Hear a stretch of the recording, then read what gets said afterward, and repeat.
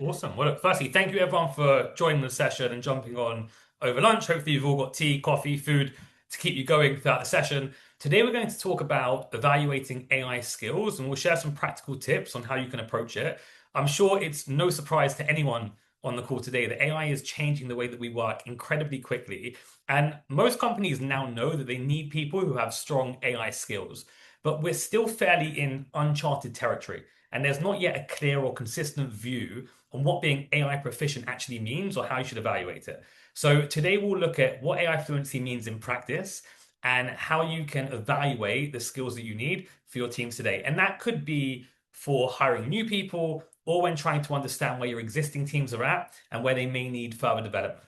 I'm going to share a lot of what we've learned through our own research, including work done by Dr. Moran Seller, who leads our test development team here at Canditech, as well as what we've learned from supporting companies such as Monday.com, Wix, Fiverr, Deloitte, who are going through this journey right now. We've identified four key competencies that make someone effective in the AI age. One of them is very much knowledge based, while the other three are practical, hands on skills focused on what someone can actually do with AI in a real working environment. So we'll share those with you throughout the call so you can walk away with those tips that you can implement in your own process.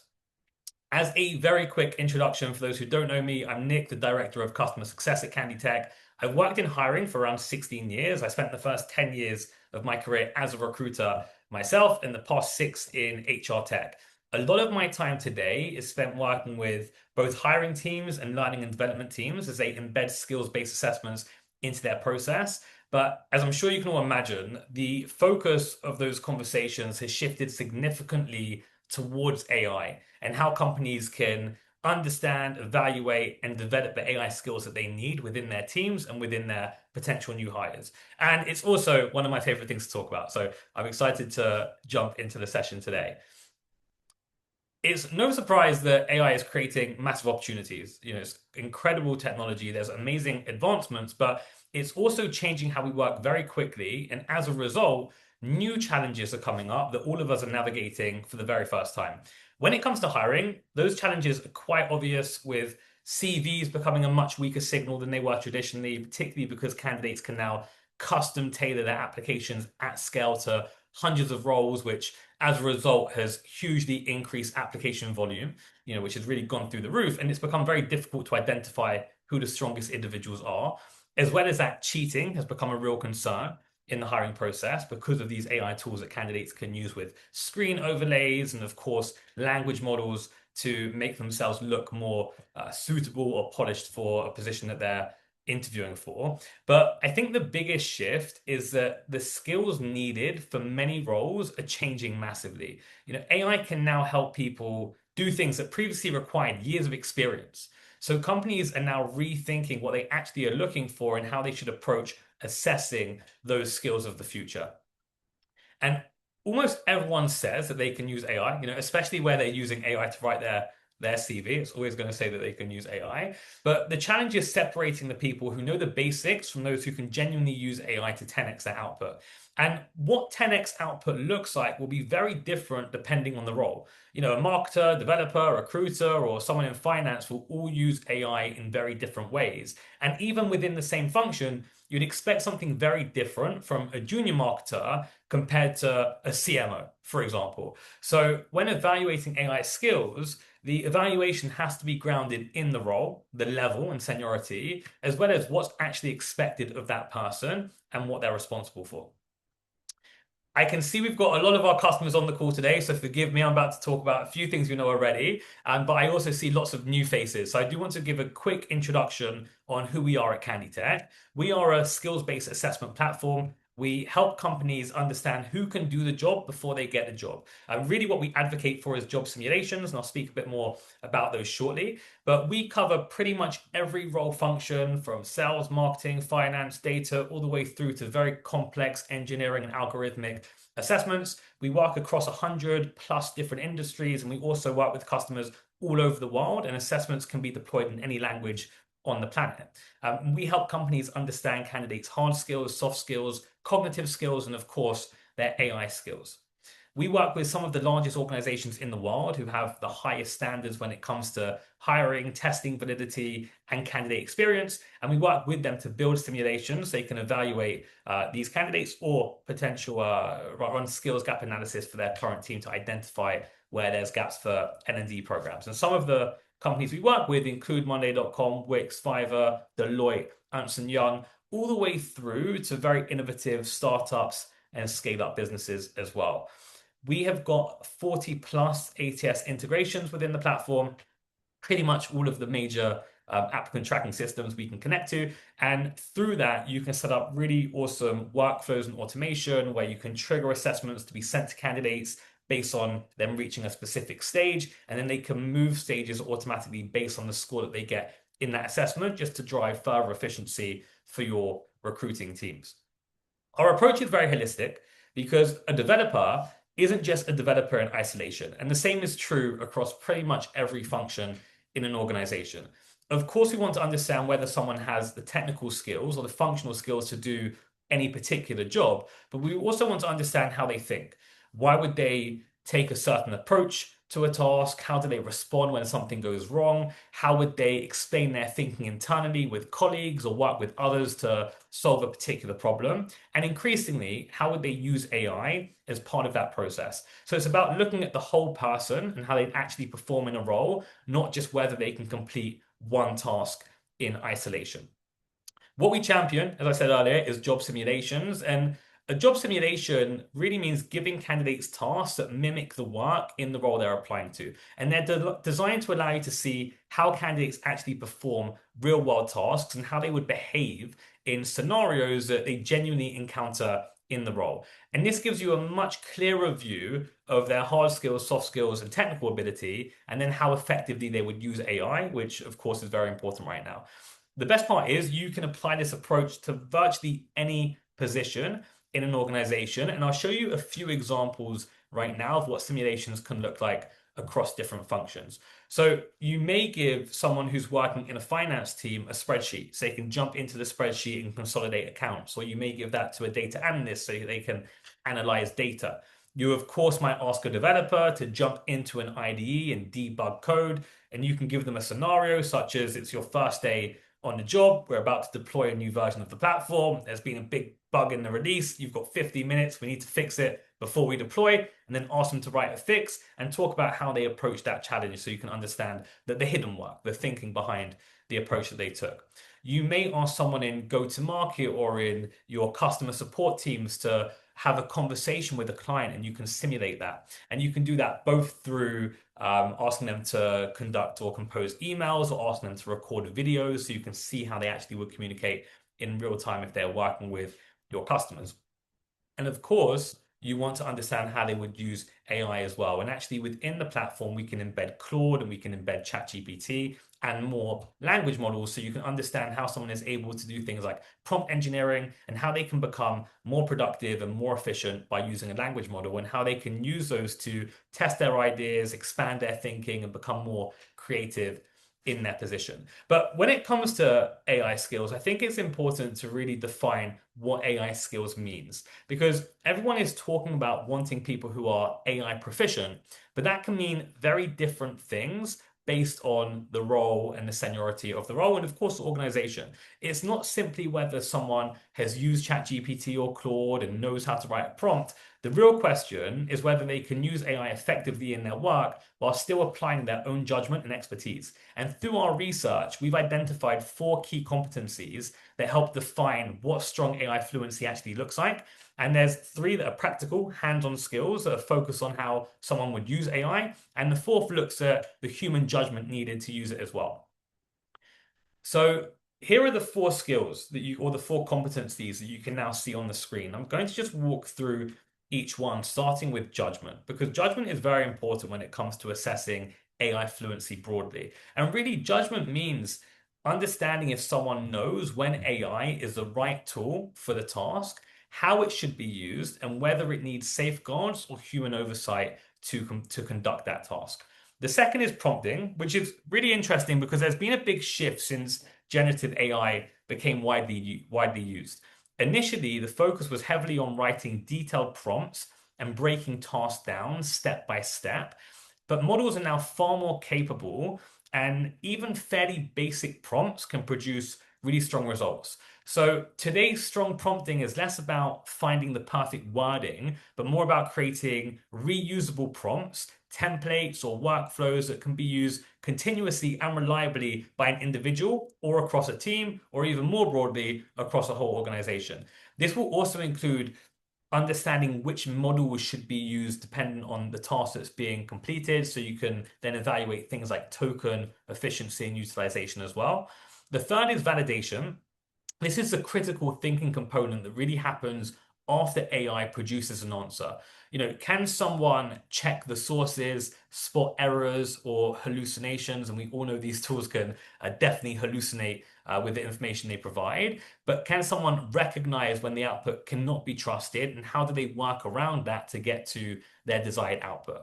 The fourth is AI literacy. This is less of a practical competency, but it's more about having a good understanding of AI. And do they broadly understand how AI works, how the models are trained, what the risks are that are involved, and do they know which information should never be shared? Things like personally identifiable information. And do they know how to keep things confidential and commercially sensitive data away from the models as well? Just gonna flip to, just go back a slide.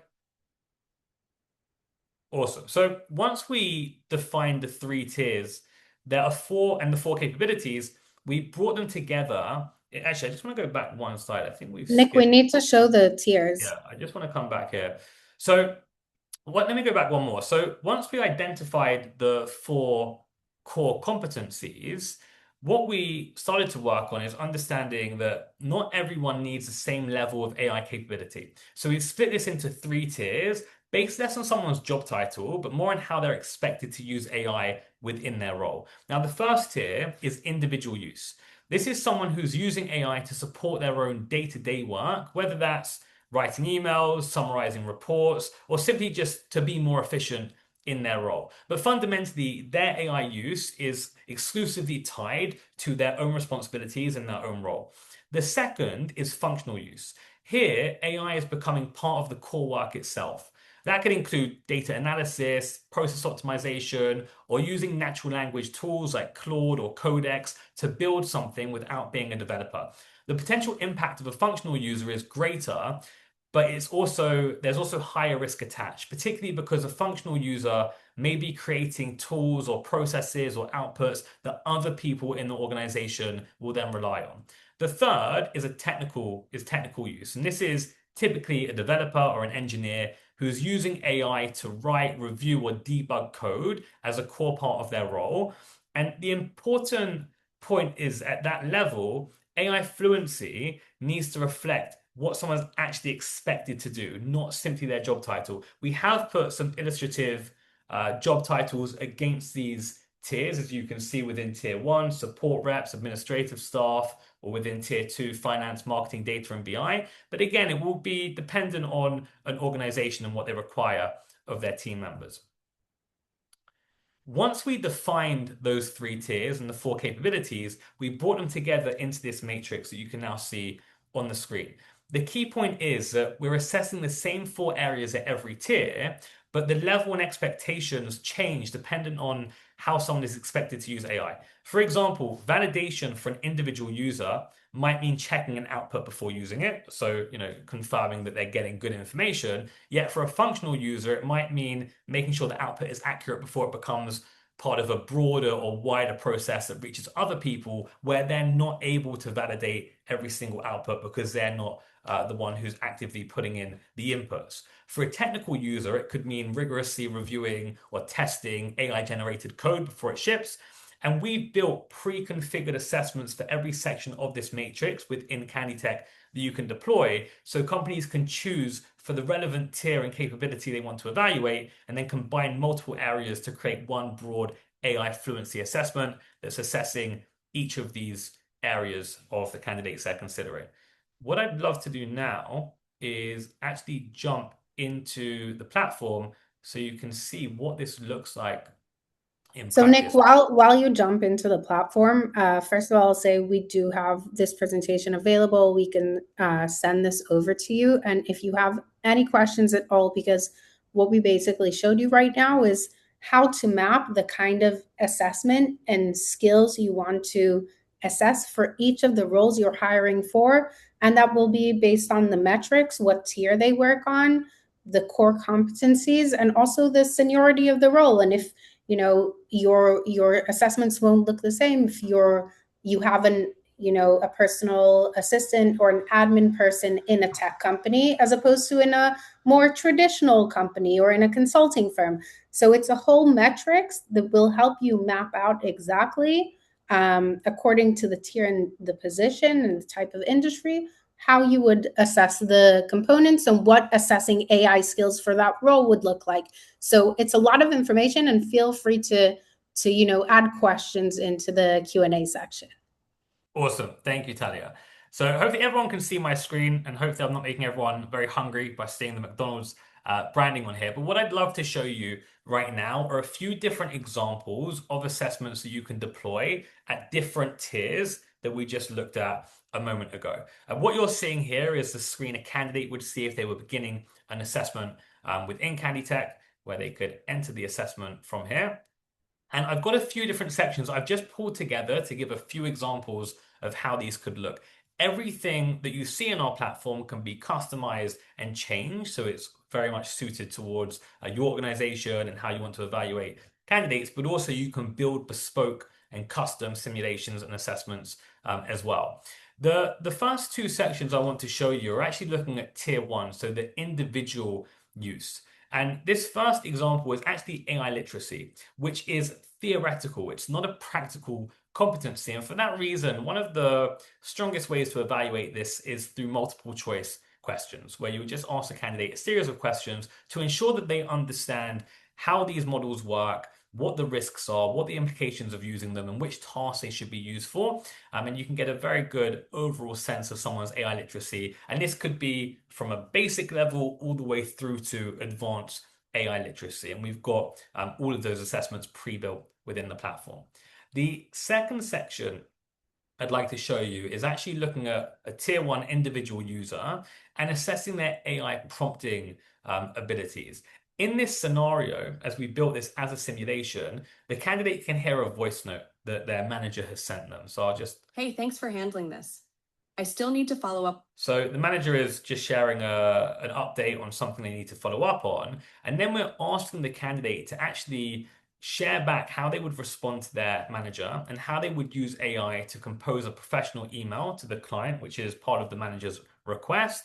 And we're asking them actually to write the prompt that they would put into ChatGPT to generate that email to be sent to the customer. So you're able to see how they would approach structuring their prompt.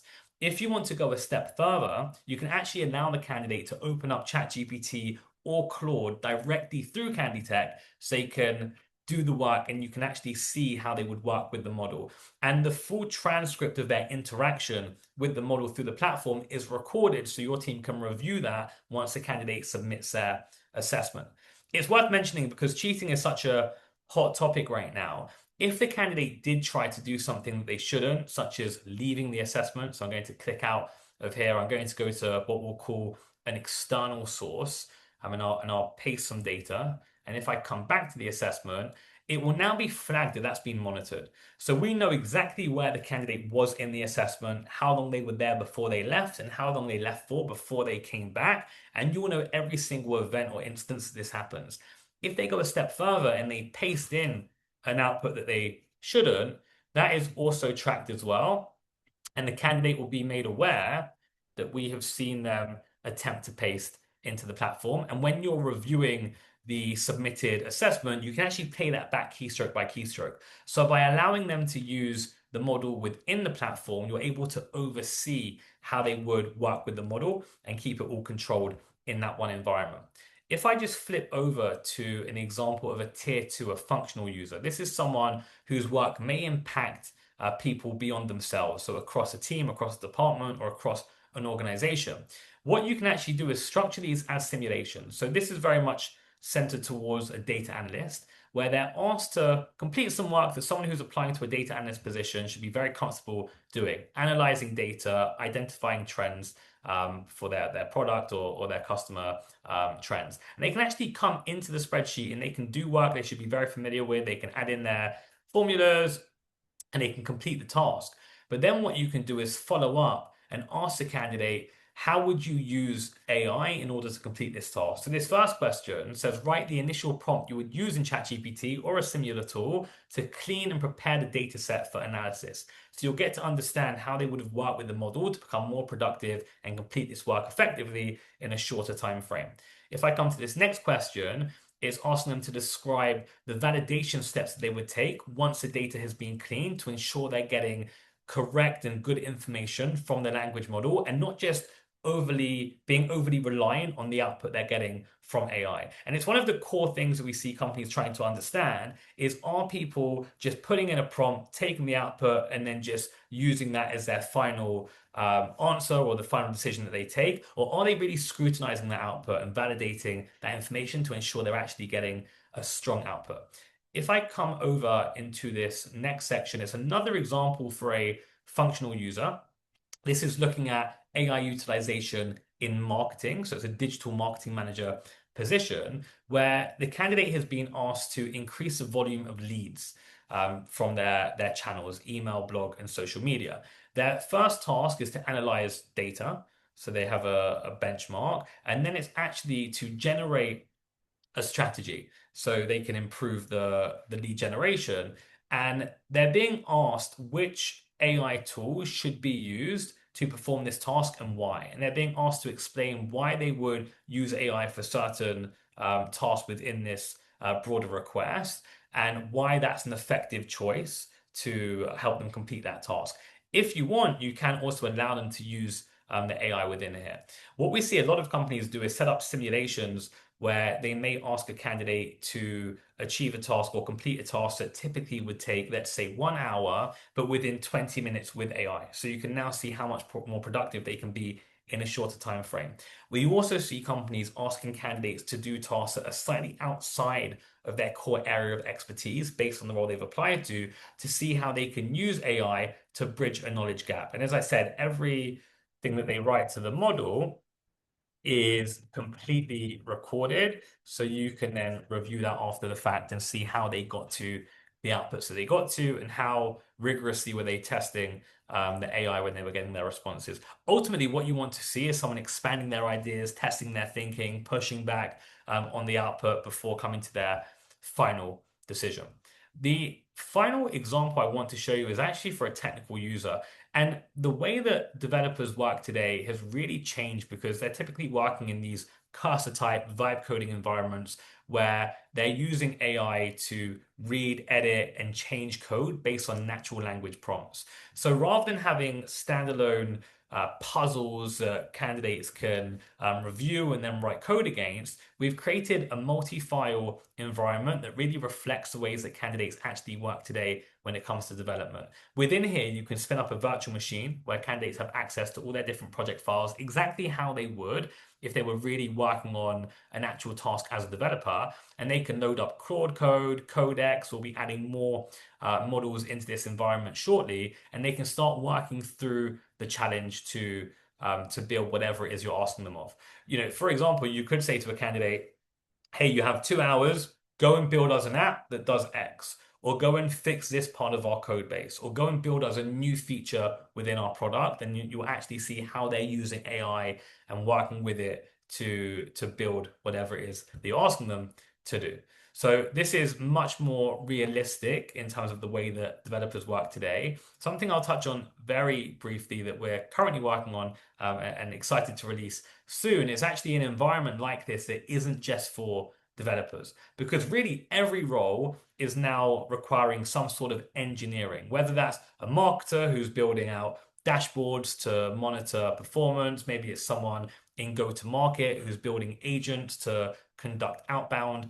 More and more, we're seeing the way that people are working is leaning more towards agentic and more towards vibe coding. So you'll be able to have any type of role or any type of area you're hiring for, you'll be able to have someone enter an environment like this where they can work with AI and vibe code tools together and complete tasks, which is going to be a really exciting release coming soon. So this is just a broad overview of a few different types of assessments that you could run based on those different tiers.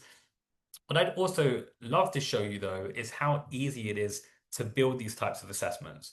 We have got within our library over 500 pre-built sections, and actually from here we have got AI skill sections where you can actually just pull whether that's AI literacy all the way from basic to advanced, whether it's prompt engineering or utilization in different functions such as B2B, sales, customer success, marketing, or even things like vibe coding. We've actually got a really interesting section where candidates are asked to complete a task in Rust, which is not a commonly used language, and they have to use their knowledge of development plus AI to come to a conclusion and solve that task in Rust. But we can poison the model, so it gives bad information on the first request, and you get to see how they critically think around that, how they apply their judgment to get to the output with that Rust code. You can, of course, actually just search for the type of role you're hiring for. Let's just say it was a data analyst, for example. Find a relevant section that has a sort of task that you want, but then allow candidates to use the embedded AI throughout this process. So you can see how they would work with it when completing the task as they would if they were actually employed in the role in the organization. Another way you could approach building an assessment, one of my favorites, is actually by using AI. So we've got an AI builder that is a bit like working with any language model, except for the output is you have a completed assessment that you can deploy and pretty much go from hiring manager brief to live assessment within about 15 minutes. So you would share with it information about the role you're hiring for, what it is you want to evaluate, the types of questions that you want to ask, and then it will build you an assessment. Of course, you could edit, change, and customize that. You're not tied to what it builds, but it will build you the initial foundation and you can work with it to continuously optimize and change it based on your feedback and the prompts that you provide. Finally, I just want to show one other thing, which is how you can score these assessments. Because where you're using open text questions or potentially even video questions to ask candidates questions about how they would write their prompts to LLMs or why they would use AI for certain tasks, it can be really time consuming to actually go and then review every single response that you're getting back from a candidate. And for that reason, we've introduced AI scoring, where you can use agents to score those answers automatically so you're not having to review every single response. And the way that looks, if I just open up an example of an open text question, so we've got this one over here. If I come to edit it, I can see I've got some AI auto scoring options. If I click that, there are two approaches that you can take. We've got some pre-built agents that we spent a lot of time training and teaching that cover language proficiency, conflict resolution, and objection handling skills, very much people-facing skills. So you can understand maybe someone in go-to-market or someone who's got a lot of stakeholder management responsibilities, how they would work in that environment. Language proficiency, by the way, can be in any spoken language on the planet, pretty much, as can the assessments themselves. Or you can build custom agents. Now, a custom agent is almost like putting in the expected answer to Canditech, and the AI can then score the new candidate's answer versus the expected rules that you've input. And in this case, you could say, hey, the sort of prompt that we would expect looks like X, and then the agent can score that against a new candidate. Very important to mention, where we use AI scoring, it's never a black box. You always see exactly how AI has come to the conclusion that it has. As a human, you have the final say. You can override that. You can change it and adjust it. All of that is logged in a thread, so other team members who are reviewing the same candidate can see exactly what's happened in that workflow. But it does mean that you're able to really quickly identify who are the top 5, 10% of candidates who are taking assessments without a huge manual review of the candidates coming into your process. I'll just pause there, and I'm going to stop sharing my screen for a second and come back. So I'm just gonna jump in again, and I'll say because we have a lot of existing Canditech users here, but also some new faces, and we focused a lot today about talking about assessing AI skills as part of your process. But it's important to emphasize that Canditech is a platform that allows you to create skill assessments for any role, and it allows you to create job simulations that mimic the tasks. So it's not only assessing, does the candidate have AI skills, it's assessing, are they a good marketer? Are they a good developer? Are they a good, legal consultant? So the different job simulation tasks within the assessments are not only focused on the AI skills, they're focused on all the job related skills, and they mimic different tasks. And of course, as part of the assessment that you send to candidates, we encourage you to include, tasks and questions and job simulations that also help you assess their AI skills alongside their other job related skills for that position itself. In addition, when you spoke about the scoring, Nick, again, it's important to say for the people who don't know Canditech is that not all our scoring is just the AI agents. The AI agents are there to help you with open text scoring or video question scoring. But of course, we have auto scoring for all types of questions, whether it's the coding questions, whether it's the multiple choice questions, etc. The AI agents come in when you have to analyze open text or video responses and ensure that it's valid and bias free. So again, any questions you have, just drop them into the Q&A. But I thought that would be a good point to bring up, because a lot of times we're always in the conversation around assessing the AI skills, but it's about assessing the AI skills as part of your job simulation for that specific role. Yeah, it's a great point. I think when you're assessing AI skills, really what you're assessing is how someone would use AI in the context of the role they're applying to. I know when I walk around our office, everyone's other screen is either Claude or ChatGPT, and everyone is using AI as a partner in the way that they work. And actually, what's been really interesting, probably worth mentioning, is because of that, the skills required for these roles are changing as well. Previously you may have wanted someone in your finance team to have incredible written communication so you can speak to your clients, your partners, your internal colleagues, and any stakeholders. But now everyone can use AI to refine written communication. So that's not really an essential skill anymore. But if you understand their ability to use AI to do that, you can box that off in the evaluation, and you can spend much more time focusing on their ability to actually work as a finance person within the role. So you get that broader context, but then how they can be more efficient, more productive by working with those models, and really importantly, how they can shorten a learning window to learn new skills and get to new outcomes that traditionally or pre-AI could have taken many years to get that sort of experience. When it comes to AI scoring, we just touched on this within the platform, but a few things to mention. When you introduce AI scoring for the open text and video questions, as Talia mentioned, it does help you bring in a level of objectivity into the evaluation framework. One of the fascinating things about humans is we're very fickle, and the decisions that we take can change, really based on lots of things. There's some really interesting data that shows that someone would, their opinion on an answer would slightly differ before and after lunch because hunger can have an impact. There's also other data that shows that 47% of hiring managers would take a different view on the same candidate's response. So for that reason, by introducing an objective evaluation framework, it means that every single candidate is being evaluated against the same metrics and the same rules, which does make the assessments more fair, more fair and bias-free. Throughout, of course, the AI doesn't know someone's gender, age, race, or any other protected characteristics either. So it does remove that sort of unconscious bias that we tend to have as humans.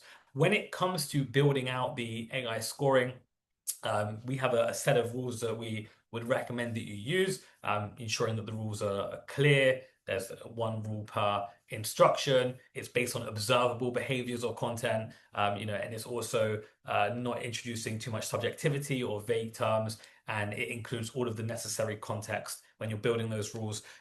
Generative AI and really humans can't evaluate things that aren't objective, things like how motivated somebody is. But really, if you evaluate the objective skills, you can use AI to really shorten that overall review process when it comes to the candidates who are completing the assessments. It's worth mentioning that we do not believe that you should relinquish all judgment and all control to AI, particularly within a hiring process, which is probably one of the most human processes within business. It's people hiring people. AI can be used to support a decision, but it should never be the decision maker. We should never relinquish all judgment. As I mentioned earlier, a human will always have the final say and can override any decision that AI makes. But also, we don't believe that assessments or AI should replace the personal touch either. We think they're a really good way to identify who the top percentile of candidates who are entering your process. But really, one of the most important things is to actually sit in a room with someone and understand what they're like in person, how they respond when they get pushed, how they respond when they get challenged, and how they talk about their experiences and what they like to work with ultimately, because you will be working with them if they come into the business. We spoke about this already as well. We've got the AI builder so you can build out your own assessments. We've got the library of over 500 sections that you can edit and customize. But also, one thing I hadn't mentioned is we have our test development team led by Dr. Moran Seller, who is a PhD psychometrician, and that team can work with and support our customers to build customized simulations that really reflect exactly what they require in the roles that they're hiring for, very much tailored to those organizations, the way that they work, their culture, and their expectations, alongside how candidates would use AI as well. We've got a couple of new updates within Canditech. One of them you've already seen, which is the live vibe coding project, which I just showed on my screen, which is that virtual machine that really reflects the ways that candidates work today when it comes to development and technical work. But also to go back a point where we speak about not replacing the human touch, we have introduced a live coding interview environment as well, where candidates and hiring managers can join a session together. They can work through a coding challenge. They can use AI, Claude, Codex, and more to work through different tasks. And they can also access a whiteboard where they can draw out system design, architecture, and they can both see exactly what the other person is doing in real time and jump into a video session too, so you can talk throughout the session. You will also get a report after this, so other team members can see what was achieved during the session if they weren't able to join, but they can then review that asynchronously as well. And because we have some time, I'd actually like to show you what that looks like. So I'm just going to build one out on my side, and I'll share my screen again. Talia, is there anything else that you'd like to add as I load this up? So much, but I will say, and if we have time, because you've literally run through this, so first of all, we're going to have time for Q&A, and if we have time, maybe we can show this. But the human in the loop, I think, is very engraved in our DNA, meaning when a candidate takes an assessment, of course, everything is auto scored, whether it's with the AI agents or the other auto scoring technology. And I think we can also talk about the cheating prevention technology in a second, Nick. But the human in the loop, it's not just a saying for us, meaning that you get a very, very detailed report and you can see exactly why a certain answer was scored in a certain way based on your AI agents. And you'll see the reasoning and you'll see the implementation of your agent's rule in the reasoning. But you can also change it. So if you don't agree with the scoring of the AI, you'll just change it within the report manually, and it will update the scoring of the entire report. And Nick, if you have time, soon we can show this. So it's not just about, getting loads of CVs, sending them all assessments, and then seeing who the top candidates are and continuing the process with them. It's also going through the top candidates' assessments results and deep diving and really seeing that the scoring is accurate, that it's aligned with what the hiring manager is looking at. So you can be as in depth and detailed as you want, or you can be very high level, but it's not a black box at all. It's important that you know why the scoring worked that way, and you can always adjust because everything is customizable. Yeah, it's a great point. And we'll definitely jump into that as well, because you can also use those reports as a work sample to guide the next stage interviews and what your hiring team should focus on based on the objective data that they've got of the candidate's abilities and skills. So we'll definitely have some time for that. What you're looking at now, can you see my screen, Talia? Yeah. You're on mute, but I'm guessing, Oh, yeah. sorry about that. I can see your screen set up your interview screen. Amazing. So what you're looking at now is how you would build a live coding interview with a candidate. So a hiring manager could come into this space. They would just give it a name. So we'll just call this 1, 2, 3, 4 for the sake of time. And then it will build out a session. Now, your hiring team can create templates before the session. This is a blank environment.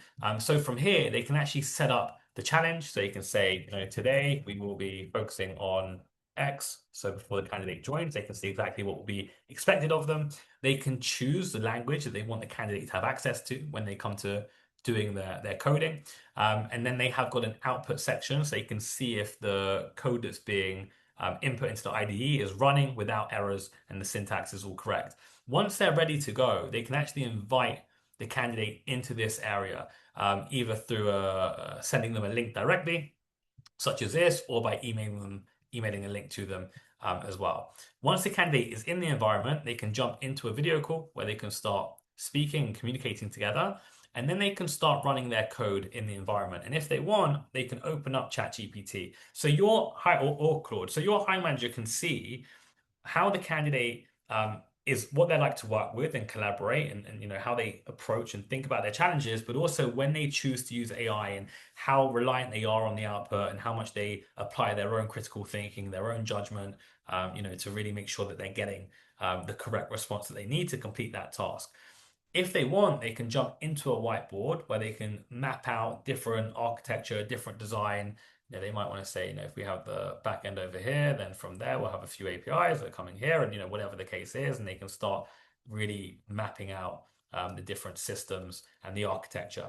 Once they've worked through a set of challenges, if they want, they can continue to spin up more environments. They can add more challenges, more coding environments, more whiteboards, and they can continue to work together through those challenges. So this really gives your hiring manager a sense of what it would be like if that person was actually in their team, working in the role, and how they are to collaborate with. What we see a lot of companies do is have a candidate go through an assessment early on in the process. So in this case, maybe a coding project, reviewing how they would code and also their AI skills. And of the top percent that pass that assessment, inviting them to a live interview where they can collaborate and work together in real time, at which point they're more comfortable to invest human time into that part of the process because they already have objective data about the candidate's skills, which is a nice segue when it comes to objective data to show you what it actually looks like when you're reviewing a candidate report. So where I'm coming over to now is the candidates tab within the platform where all of the completed or sent out assessments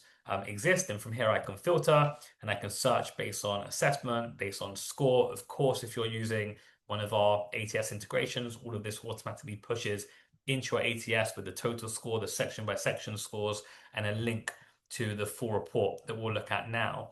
If I open up this report, you get quite a lot of data here. So first I can see the total score. I can also see benchmarking data. So how the candidate is comparing to other people who have taken this assessment. Of course, keep in mind how many people have been sent this assessment. If it's 100, this is very meaningful benchmarking data. If it's 2, probably not as meaningful, so always keep that top of mind. You'll then see a section by section breakdown. And one of the positive things about having the assessment structured in sections is you may have a few sections that are actually absolutely critical, must have to the role, whereas you might have one that's a nice to have additional skill where you're not going to apply as much weight or as much score weighting to it, but you can at least see a full breakdown of their capabilities across those different areas.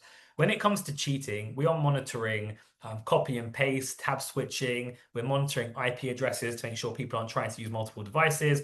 If you choose, you can also take a snapshot of the candidate every couple of seconds whilst they're taking the assessment, so you can make sure they're independent, unassisted. They're not doing things like this where they're taking pictures. They're not looking off to the side at different devices, and you can review all of those screenshots.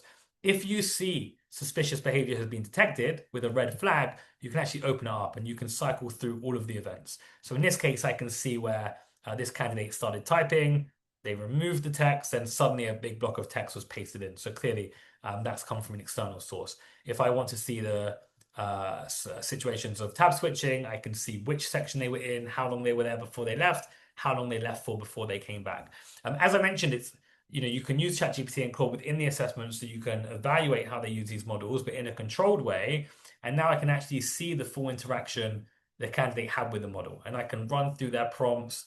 I can look at the output that they got. And also I can review that against the task itself to see how they use this information to complete the task. You can have other team members leave comments, thumbs up, thumbs down. You can invite other team members to review this report. And then, as Talia said, you can start looking through the granular detail, how they responded to every single question. Some are automatically scored based on expected outputs that were set up when you created the assessment, or multiple choice, for example. And you can see if they met those expected outputs or not. In this case, this candidate met one of many. but not the others. If I want to get into more detail, I can open up things like the spreadsheets. I can review the formulas and how they completed the task. And then I can actually come through and see every single question. This is a really good example of an open text question that has not been scored with AI. So right now, someone would have to take a subjective decision and decide whether this answer is a 1 to 5-star response. If I just cycle through this multiple choice section, which of course is automatically scored, this is an example of an open text question that has been scored by AI. And I can see if I open up the AI results, and I'll zoom in for anyone on a laptop screen, I can see we had 2 agents running against this question. One was assessing language proficiency, and the other was a custom agent with its own series of rules. If I open up the language score, I can see that the AI actually found no mistakes, and it gave this candidate a 5. But as a human, I decided to override that and manually adjust that from a 5 to a 2.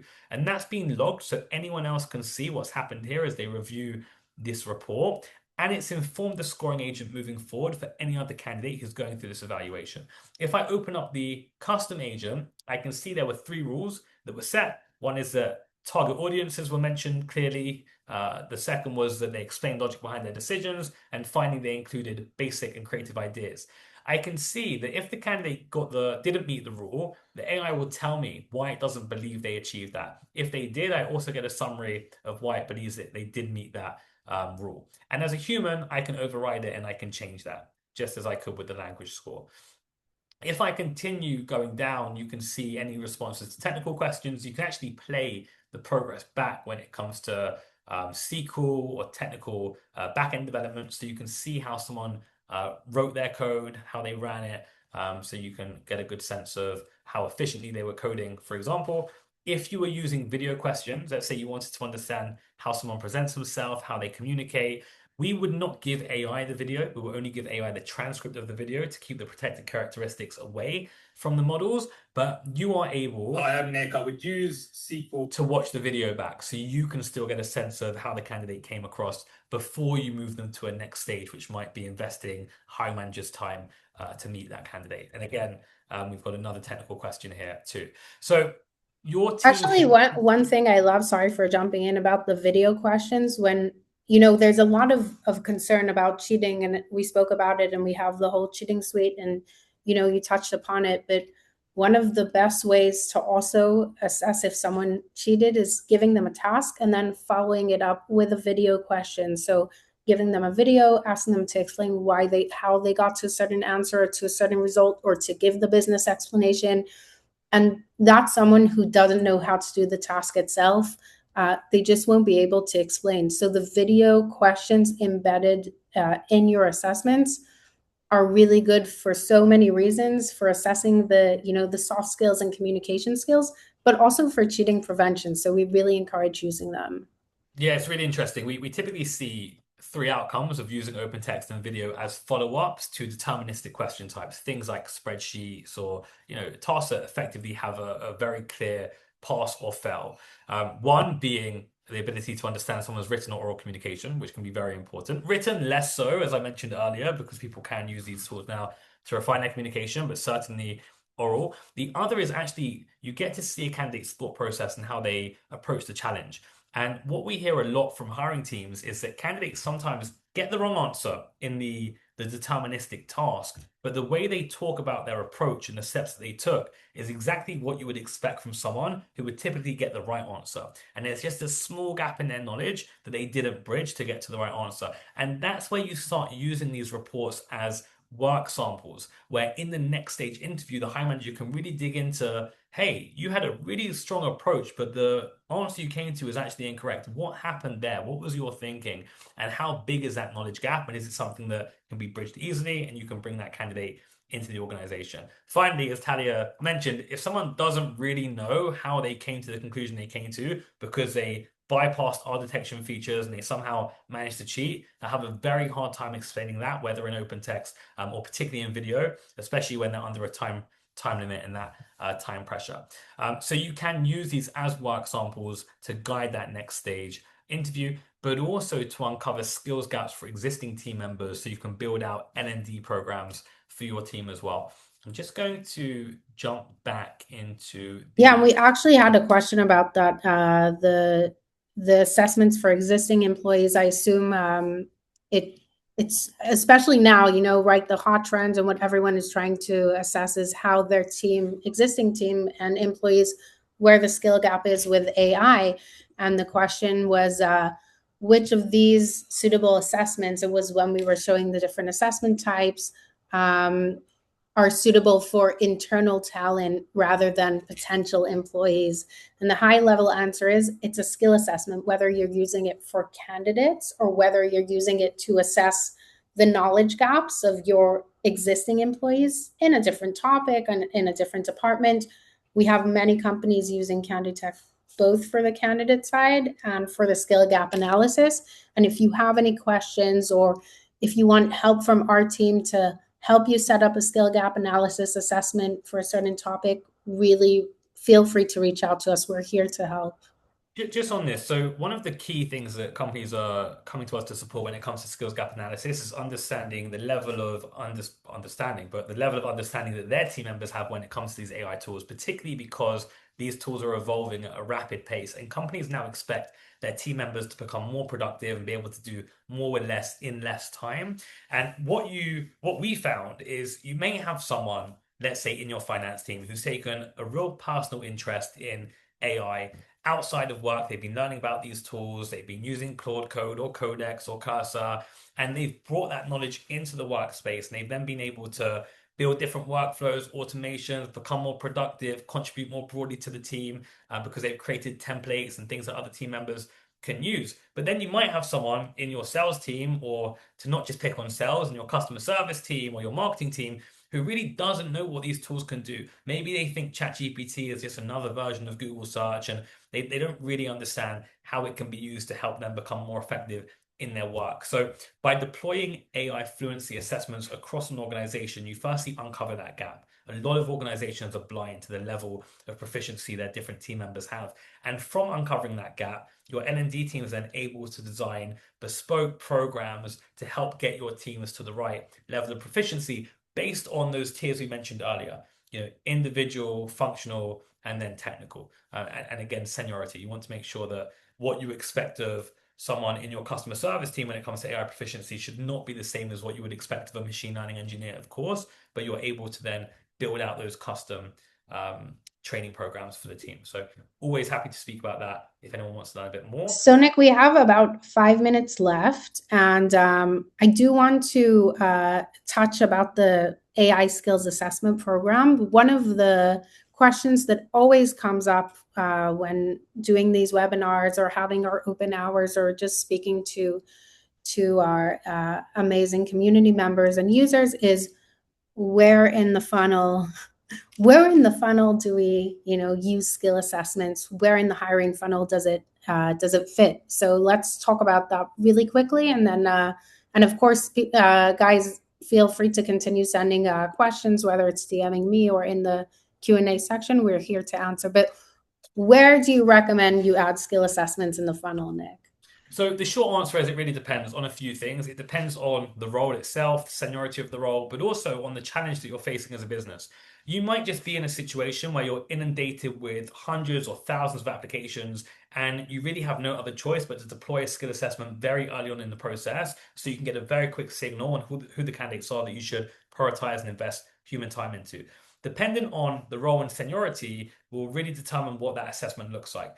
For some entry-level roles, you might just want a 10-minute assessment early on in the process that someone can complete on their mobile phone very quickly, so you can then see if they've got foundation level knowledge that they would need to take that to perform in that role. For something more senior, maybe mid-level or above, you may want a 30 to 90-minute assessment pre or post recruiter screening call to get that objective data. Where you have an assessment post recruiter screening call, really what we recommend is shortening that recruiter screening call.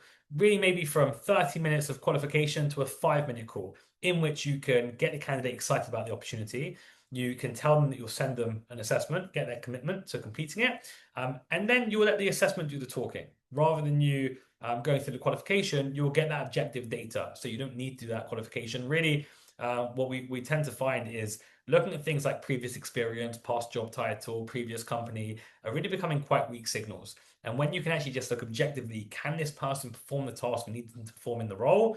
You can then focus on bringing them to the next stages of the interview. We're very happy to work with anyone, as we do with all of our customers, to see where you should deploy assessments based on the role. It will not be one size that fits all. You might have a handful of positions that are very early on in the process, a lot that are maybe middle of the process, some that are at the very back end of the process, purely to be used as a work sample to guide a final stage interview, maybe for a VP engineering position or something of that nature. So, Right. yeah, And we actually just released an amazing case study with Hi Bob, and we spoke about this at IHR, the recruitment conference in Manchester, how Hi Bob had graduates. They had to, hire 14 graduates across 4 different departments for tech roles, for admin roles, for AI roles. They had 14 open positions, and with under 2 months, I believe, they were able to fill in all the roles, just because for the early careers and graduates, you can really add assessments very, very on in the hiring funnel before even speaking to them sometimes. And that will help you with the screening, and it will give you a quick indicator to which candidates you want to, continue the process on with, and continue to an interview process with, whether it's the top 5%, 10%, or anything like that. So again, it depends on the role and seniority, but yeah, and we'll share that case study if you guys want. Happy to share that. awesome. Do you want to talk about the AI skills assessment Yeah, program? of course. So this July, so July obviously just ended, but we're helping TA leaders prepare for the September hiring rush. So basically, if you want to get started with assessing AI skills, whether you're a Canditech user or not, we have this program where we will help you build a skill assessment to assess AI skills and other job related skills for an open role you have, and that will help you with your September hiring rush. So basically, we will work with you. Our assessments team will work with you, understand what role you're hiring for, and they will build a custom assessment to help you assess all the job related skills, including the AI skills for that role, so that you can then send it out to candidates and see what it looks like to work with skill assessments for AI skills and others. So if you want to get into that program, we're keeping it open for you guys on this webinar. Just scan the QR code. It will take you to a submission form, and we'll take care of we'll take a look at the submissions from this webinar by the end of the week. And we're happy to always help you set up help you with any assessment to help you figure out how to assess different skills, especially the AI skills. I know that's something we're all, every company we work with is still trying to figure out. So whether you're a user, whether you're not our user, if you use Canditech, you already know we have an amazing support team and, account managers who work closely with you. So feel free to reach out to them to help you set up AI skill assessments. And you can also submit this form. So that's the AI skill assessments program. Yeah. And just to double click, the most important part, you can actually send these assessments to real candidates currently applying to your roles today. So do reach out if you'd like to be part of that program. If you just want to discuss AI fluency or just assessments and simulations in general, please scan this QR code or take down my email address, or you can connect with me on LinkedIn, and we'd love to speak as well. But we have just hit time, and I want to be respectful of everyone's time. So I appreciate everyone for joining the session today. Please do reach out if we can help with anything, if you have any questions, and hopefully we speak soon. Thank you so much, everyone. And thank you so much for your time, Nick, and taking us all through this. Thank you as well, Talia. Okay, we'll speak soon. Bye, guys. Bye-bye.